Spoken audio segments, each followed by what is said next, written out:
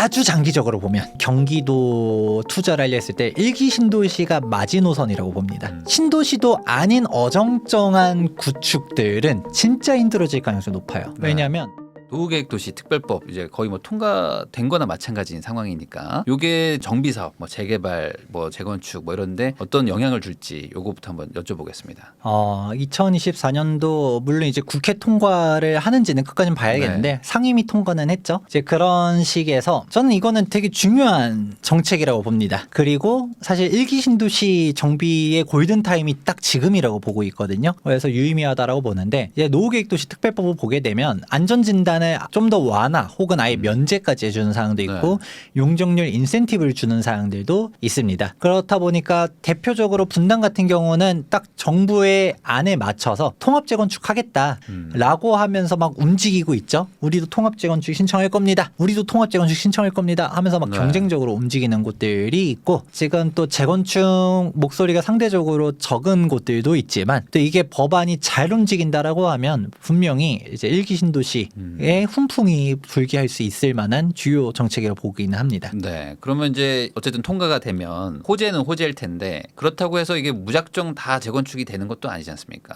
이게 호재가 있든 없든 또 그 내부적으로 또 뭐 다툼도 있고 분쟁도 있을 수가 있는데 이 어떻게 좀 뭐 그런 걸 좀 구분해 가지고 뭐 투자로 좀 접근할 수 있을지 기준 같은 게 있을까요? 저는 냉정하게 말씀드리자면 노후계획도시 특별법을 기대하는 거는 좋긴 한데 이 법을 너무 맹신하면 안 된다는 얘기도 항상 해요. 왜냐면 정치인들이 지금이야 막 급진전되는 게 총선을 앞두고서 통과를 시켜주는 분위기잖아요. 1기 신도시 인구 다 합치면 100만 인구거든요. 그 100만의 표를 버릴 수가 없잖아요. 그렇기 때문에 정치 논리로서 통과되는 거라고 보는데 막상 통과가 되고 내가 국회의원 다 당선이 되면 우리는 많이 봐왔죠. 화장실 들어갈 때 다르고 나올 때 다르고 어떻게 될지 모르니까. 어떻게 될지 모르는데 여기서 그런 도시계획적인 측면에서 바라보았을 때 과연 이 노후계획도시 특별법이 잘 작동되려면 가장 대표적인 문제점이 두 가지가 있습니다. 주민들의 반대, 혜택을 못 받는 주민들의 반대를 뚫고 갈 수 있겠냐. 그리고 이주 대책, 이거 어떻게 할 거냐. 이 가장 중요한 두 가지라 보거든요. 왜 이 두 가지를 꼽냐면 간단히 설명해 드렸을 때 용적률 500%까지 준다라고 해요. 그러면 1기 신도시들의 면면을 보게 되면 용적률이 낮은 곳들도 있어요. 뭐 한 150짜리들도 있지만 대부분 200% 전후다 보니까 사업성이 부족하다라는 말들이 많죠. 그런 상황 속에서 사업성을 500% 용적률 500% 주면 없던 사업성도 생기는 거는 맞습니다만 500% 그냥 줄까요? 그렇죠. 그건 아니죠. 뭐 기부 체납도 하고 뭐. 그렇죠. 기부 체납도 하고 임대주택도 넣고 이런 얘기들도 할 거고 그럼 기부 체납이랑 임대주택 넣으면 다 해줄까요? 여기도 또 포인트죠. 일단 첫 번째는 역세권 중심적으로 해줄 가능성이 매우 높아요. 왜냐하면 지금 약간 논외지만 아주 장기적으로 보면 한 20-30년 정도 뒤를 봤을 때는 저는 경기도 투자를 하려 했을 때 1기 신도시가 마지노선이라고 봅니다. 뭐 그렇다고 해서 제가 광교가 안 좋아요, 뭐 동탄 쓰레기입니다 이 얘기 아닙니다. 신도시들은 그래도 그 자체 내에서 인프라가 갖춰져 있으니까 또 괜찮을 거라고 보는데 신도시도 아닌 어정쩡한 구축들은 진짜 힘들어질 가능성이 높아요. 왜냐하면 길게 가면 우리가 3기 신도시를 보았었을 때 3기 신도시가 입주하려면 아직 멀었죠. 맨 처음에 5년 얘기하다가 지금 5년 다 지났는데도 지금부터 제일 빨라요 5년이죠. 그리고 입주를 하면 뭐예요? 동탄 같은 경우는 첫 입주로부터 한동안 인프라도 없이 허허벌판이었잖아요. 그러다가 제대로 이제 신도시가 자족 기능도 갖추고 인프라도 갖추고 학교도 들어서고 하려면 10년은 또 필요합니다. 그럼 제대로 이제 영향을 발휘하려고 하면 15년에서 20년 정도는 지나가야 3기 신도시가 영향을 끼칠 건데 3기 신도시가 영향을 끼친다라고 가정해 놓고 보면 3기 신도시의 면면을 봤을 때 서울에 더 가까운 지역들도 많고 멀리 있는 지역들도 있지만 여기가 입주를 쫙 해버리다 보면 근데 우리가 위례 신도시가 대표적으로 이놈의 위신선은 언제 개통하는 걸까요? 대중교통 접근성들 다 하겠다라고 했지만 잘 안 되잖아요. 그런 게 되풀이가 될 가능성이 높거든요. 그래 버리면 3기 신도시 다 출퇴근이 어렵고 다 차 끌고 나오면 차들이 다 막히겠죠. 그러면 멀리 있는 경기도들은 안 그래도 막히는데 더 지옥이 될 가능성이 높은데 이 얘기를 왜 중간에 왜 했을까요? 경기도 멀리 있는데 투자하지 말아라? 뭐 당장 팔아라는 얘기는 아니지만 장기적으로 봤을 때는 좀 더 안쪽으로 오기를 바라는데 1기 신도시 역시 똑같다라는 거죠. 1기 신도시도 결국 용적률이 늘어나고 인구가 증가하게 되면 어떻게 될까요? 당연히 뭐 교통 문제부터 뭐 문제가 많아지겠죠. 그렇죠. 교통 문제, 과밀합금 문제를 생각할 수밖에 없어요. 그럼 도시계획을 수립하는 전문가분들 입장에서 보게 되면 역세권은 그래도 대중교통으로 흡수가 되니까 가능하지만 비역세권 단지들은 용적률만 싹 500%다 줘버리면 다 차 끌고 나오면 지금 경부고속도로 안 그래도 맨날 막히는데 뭐 지하화 한다라고 해도 지하 왕복 40차선 이럴 거 아니잖아요. 네. 그래 버리면 그냥 교통 체증이 장난 아니게 눈에 보이다 보니까 용적률 인센티브를 역세권 중심적으로 줄 가능성이 매우 높습니다. 네. 그리고 이미 발의되어 있는 법안을 보게 되면 역세권 중심적으로 줄 것에 대한 힌트들이 있어요.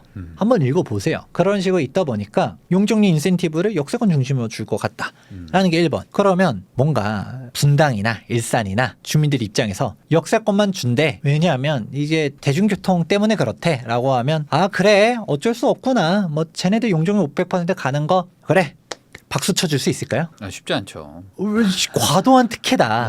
네. 왜 쟤네만 주냐? 우리는 왜 안 주냐? 우리가 안 줄 거면 다 안 주든가, 줄 거면 다 주든가 뭐 이런 얘기들이 나오겠죠. 그러다가 만에 하나 어디 뭐 정치인이나 고위공직자 중에서 분당 역세권의 모 아파트를 들고 있었다라는 얘기가 나오는 순간 그 사람은 이미 10년 전, 20년 전부터 가지고 있었는지는 중요하지 않습니다. 이씨, 그러니까 너 거기만 혜택을 주는 거 아니냐? 뭐 이런 논란이 또 나올 가능성도 있겠죠. 네. 그렇게 되면 이게 혜택을 주는 것도 쉽지가 않고 그렇다 보니까 정부 법안을 보게 되면 혜택만 주는 게 또 아니에요. 인프라가 부족해지는 게 눈에 보이잖아요. 그래서 기부채나 임대주택에 대한 사항들 이익을 환수한다라는 사항들이 명시가 돼 있어요. 그러면 또 한 발 나아가서 역세권이면 그러면 혜택을 다 주냐? 아까 말한 주민들 간의 의견 반발 이런 역차별 논란들도 있겠지만 혜택을 설령 받는다 하더라도 막상 뚜껑을 까봤더니 뭐 기부채는 많이 하래, 임대주택 많이 지으래, 차 떼고 포 떼고 뭐 더구나 재건축 초과이익 환수제에 대해 관련해서 노후계획도시 특별법 대상지는 제초한 면제다라고 하면 또 그래도 막 갈 수 있겠지만 초과이익 환수제는 또 있어. 하다 보면 이럴 바에는 하지 말자라는 얘기가 나올 수 있겠죠. 대표적으로 56 부동산 대책이 공공재개발, 84 부동산 대책 공공재건축이 나왔었어요. 근데 84 대책에서 공공재건축으로 지금 진행되고 있는데 기억나는 곳이 있나요? 정책 나왔던 것들 뭐 다 안 되죠 지금. 다 안 됐죠. 왜 안 됐을까요? 거기도 좋은 내용들은 다 있어요.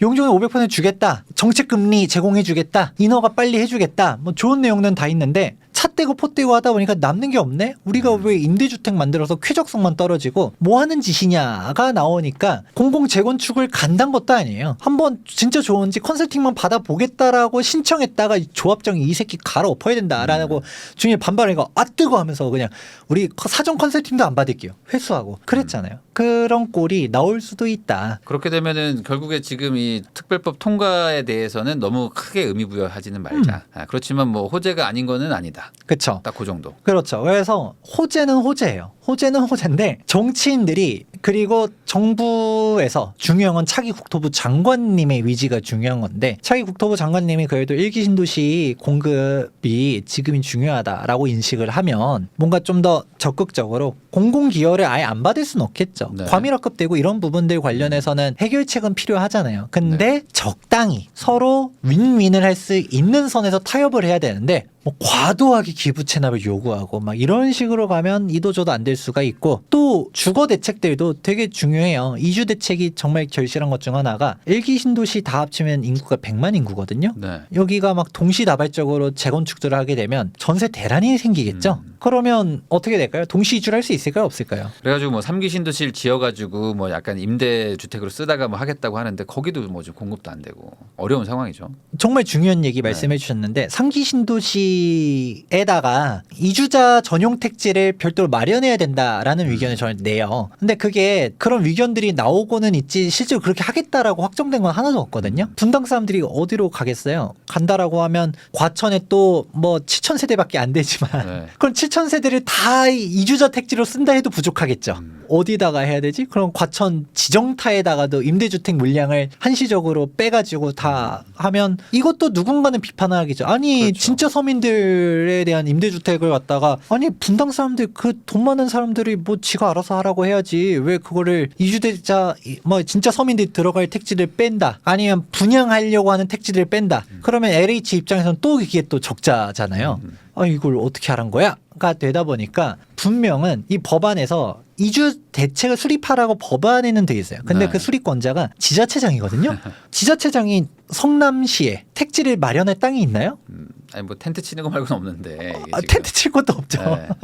그렇다 보니까 결국은 순환 방식으로 가게 되면 대표적인 케이스가 성남에 있습니다. 구성남 개발이 지금 이미 입주한 데도 있지만 지금 관리처분 인가나서 공사 중인 데도 있고 이제 사업시행 인가난 곳도 있고 이제 정비구역 지정된 곳도 있고 정비구역을 다음 차례를 추진하려는 데도 있고 벌써 20년 지났는데 네. 아직도 그러고 있거든요. 그럼 이제 정비구역 추진하는 곳이 다 정비가 완료된 입주까지 하려면 앞으로 또 20년이에요. 그러면 이거 이주 대책을 진짜 절실하게 수립해야지 아예 3기 신도시에 어마어마한 물량을 확 빼내지 않는 이상은 제도 되게 어렵습니다. 그런 부분들도 국토부 장관님께서 잘 생각을 하셔야 되는데 약간 조금 우려점들도 있어요. 약간 네. 비주거 상품들에 대한 뭐 비아파트 규제 완화에 대한 내용도 있는데 아파트 중심 공급은 필요하겠냐라는 취지의 발언들도 있거든요. 약간 골든타임이라고 저는 표현하는 게 지금 개발을 해야 돼요. 지금이 네. 마지노선인 게 딱 대한민국의 20년 미래를 일본 얘기들 많이 하잖아요. 일본에서 또 그놈의 유령 도시, 노인들만의 도시 얘기 나오는 게 타마 신도시 많이들 얘기하잖아요. 보면 딱 우리나라 1기 신도시 격에 위치하고 있거든요. 근데 여기에 보면 재건축이 역세권 중심은 어떻게 개발은 됐는데 역세권에서 멀리 떨어져 있는 데들은 개발이 안 되고 방치가 되고 있어요. 왜냐면 노인들밖에 없다 보니까 노인들이 이제 재건축하려 했더니 돈도 없어. 뭐 이제 와서 이주하면 뭐해? 라는 얘기들이 나오다 보니까 하지 말자라는 얘기 나오거든요. 그렇기 때문에 진짜 정비를 안 할 생각은 모르겠는데 분당, 일산, 삼본, 중동, 편총 개발을 하려면 주민들의 위지가 있을 때 전폭적으로 밀어주고 뭐 특혜 시비 이런 게 아니라 이해득실을 떠나서 제대로 수립을 해줄 필요성이 있다. 이거는 제가 일기 신도시가 어렵다라고 부정적으로 말하고 싶어서 하는 게 아니라 이거를 높으신 분들이 봐서 어영부영할 가능성이 전 되게 높다고 봐요. 그러면 이렇게 하면 안 된다라는 걸 인지하고서 제대로 규제 완화를 해줄 거면 해줘라 라는 취지로 얘기해 드립니다. 네.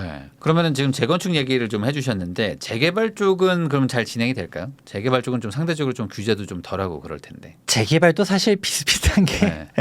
재개발은 규제가 상대적으로 적지만 이제 사업성 문제들이 있어요. 사업성 문제. 네. 당장 공사비만 하더라도 2년 전만 하더라도 평당 도구 공사비가 300에서 500선이었거든요. 뭐 DH, 아크로, 네. 서밋 이런 하이엔드 브랜드도 불과 2년 전만 해도 평당 600이 채 안 됐었어요. 그런데 지금은 기본 700~800이고요. 여기서도 최근에 노량진 1구역이 700만 원대 중반으로 갔는데 아무도 입찰을 안 했거든요. 노량진 뉴타운에서 노량진 1구역은 대장구역인 것도 있고 세대수도 크고 누구나 관심 가질 만한 지역이라고 생각했는데도 입찰을 안 했다는 거는 이 돈으로는 어렵다라고 판단을 한 거죠. 그러면 앞으로 내년, 내후년 되면 이제 800선이 일반화 된다든가 900선이 된다든가 평당 1000만 원 시대가 올 수 있다라고 보고 실제로 지금 소규모 현장들은 평당 1000만 원 돌파한 지역들도 있습니다. 네.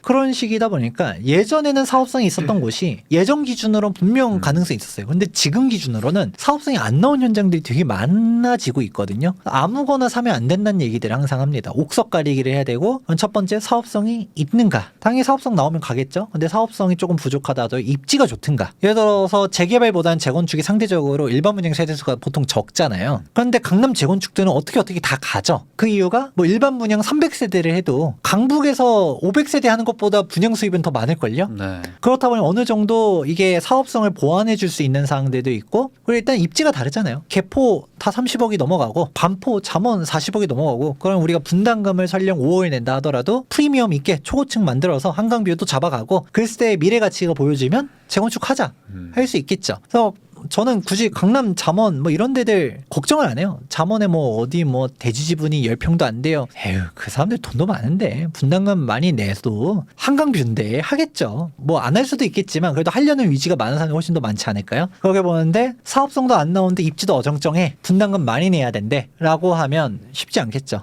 그럼 대표적으로 아까 1기 신도시 얘기를 했었던 것도 어디가 되겠냐. 분당과 일산이 있다라고 보면 똑같이 분담 금액을 5억을 납부해야 된다. 그럼 분당 사람들은 판교 집값이 20억이 넘어가니까. 그리고 우리가 분당인데 생각하면서 5억 부담금? 그래 임대주택 필요 없고 우리 1대1 재건축을 하더라도 퀄리티 있게 짓자 라는 사람들이 훨씬 더 많겠죠. 근데 상대적으로 일산은 검단, 운정 여기 아직도 4, 5억에 분양하고 있는 데들이 있거든요. 근데 5억을 부담금을 내야 된다고 하면 하는 사람들이 훨씬 더 많겠죠. 그러면 킨텍스 쪽처럼 집값이 비싼데 인근은 당연히 갈 수 있겠지만 그게 아닌 곳들, 여기서도 역세권이 아닌 곳들은 상대적으로 더 힘들 가능성이 높겠죠. 이런 식으로 차등이 나는 거고, 재개발도 똑같습니다. 재개발은 아무래도 강남보다는 강북에 많이 포진되어 있지 않습니까? 여기서도 상대적 입지가 떨어지는 곳들, 사업성이 떨어지는 곳들은 지금 막 지지부진한 곳들이 되게 많아요. 여기서도 주어슬 립 인가도 못 났었던 예정지들은 지금 찬바람들이 쌩쌩 불고 있거든요. 생각보다 사업성들이 많이 안 나오고, 특히 예정지들은 신축 빌라 업자의 쪼개기를 워낙 많이 해놨다 네. 보니까 지금도 예정지 떠드는 사람들은 빌라 업자들이에요. 본인이 재개발 전문가라고 떠들면서 여기 재개발 겁니다. 1억으로 10억 벌 수 있는 곳, 1억으로 투자할 수 있는 데가 서울에 없습니다. 주어슬 인간한 멀쩡한 재개발 지역들은 노원구 상계뉴타운도 2억 중반은 필요하거든요. 그러면 1억대, 2억대라는 것 자체가 기본적으로 예정지예요. 그런데 거기를 팔죠. 왜? 자기 빌라 팔아야 되니까. 그리고 빌라 분양업자 대행하는 애들도 빌라 한 채 팔 때마다 1,000, 2,000씩 분양 수술 받으니까. 그러니까 그런 것들 열심히 팔잖아요. 그 빌라 신축 사기들도 다 그런 거에서 터지는 건데, 그런 식으로 나오는 사람들만 열심히 하는데 지금 재개발이고 재건축이고 이제 트렌드가 바뀐 것 중 하나가 바람 불면 올라가던 시대는 이제 끝났어요. 예전에는 재건축도 우리 안전진단 통과 플랜카드 현수막 딱 걸어놓으면 가격대가 올라가고. 그냥 1, 2억씩 막 다 올라갔잖아요. 네. 리모델링도 예전에도 리모델링 사업성 안 나온다 뭐다 비판 다들 해도 저 김재웅 저 나쁜 새끼 넌 재개발 재건축 전문가를 리모델링 싫어하는 거지 라고 하는 사람들이 실제로 댓글 막 저 비판하고 그랬거든요. 그때는 리모델링 뭐 그냥 주어슬리 팝니다 추진하면 또 가격이 다 올라갔어요. 그냥 호재만 있으면 다 올라가던 장이 있었는데 예정지와 똑같죠. 우리 뭐 진짜 동의를 나오든 안 나오든 우리 예정지 신통하겠습니다, 모아타운 하겠습니다 떠들면 다 올라갔다가 이제 사람들이 현실적으로 따져보는 거예요. 여기에 진짜 사업성이 나오나? 여기 위치가 진짜 좋은가? 그리고 선정지들이 너무 많아요. 예전에는 재개발하는 데들, 재건축하는 데들이 그게 많지가 않다 보니까 투자 수요들이 몰렸는데 지금은 예정지 이미 예정이 아니라 선정된 곳만 하더라도 서울에만 수십 군데가 넘어갑니다. 거의 100군데 가까이 될 거예요. 그러니까 수요가 또 퍼지죠. 또 여기서 네. 또 추진하겠다 하는 데들까지 하면 진짜 200군데 될 겁니다. 그러니까 이게 시장의 모멘텀이 한쪽으로 쏠리지가 않다 보니까 예정지들, 그리고 더군다나 아까 말했잖아요. 피라미드 얘기하다 보니까 그 정점에 있는 곳들은 괜찮은데 재개발도 한남성수 가격들이 많이 올랐어요. 근데 더 밑에 예정지까지 가면 대상지가 많잖아요. 그 돈에서 선택지들이 많아지다 보니까 이렇게 조금 끄트머리로 가면 갈수록 지금 창기운들이 많이 돌고 있다, 이런 식으로 얘기 드리고 싶네요. 그러니까 재개발 재건축이 뭐 진행이 돼야 되는 거는 맞을 수는 있겠죠. 워낙 노후돼 있는 곳들도 많으니까. 그렇지만 그게 무작정 되는 것도 아니고, 그리고 아까 말씀하신 사업성이나 뭐 그 내부적인 뭐 어떤 다툼이나 이런 것들까지 다 고려하면은 마냥 좀 긍정적으로 보지는 않으시는 게 좋겠다, 이렇게 좀 정리할 수 있을 것 같습니다.